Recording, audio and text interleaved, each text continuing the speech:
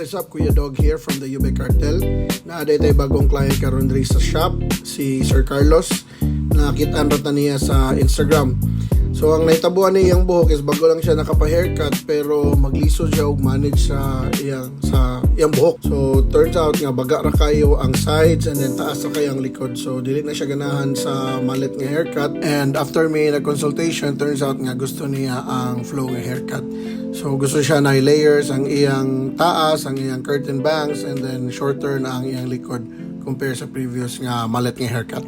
Inyong makita din na nag-create ko og center profile sa likod, and then gamit ang feathering razor, which is usually mo akong buhaton, is mag-create ko perimeter sa iyang neck. Pero naade ni siya ay alimpo sa may neck area. So careful lang kayo kung dili mo mubo pag-ayo ang perimeter para dili mo bukad ang buhok dapit sa iyang alimpo. Nag-diagonal section di ay ko ani after from the side of the head going sa center profile nako. Na naman siya shorter hair sa side, so mao akong gibasihan nga length para sa iyang wider area sa likod. So mao ni ang mag-create sa akong flow gikan sa sides padong sa center back going down sa neck. Then mag-create ko ani og square shape sa both sides niya based sa length sa iyang likod. And then akong i-connect ang iyang top panel sa iyang sides.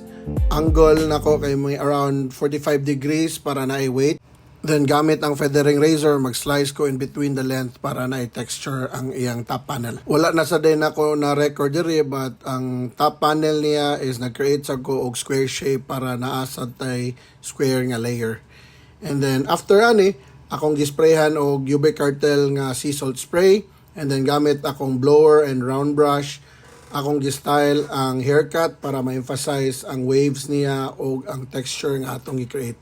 So, mao na to guys, mao ni ang finished product. Og maora to, enjoy ninyo. Hanggang sa muli, mga bata!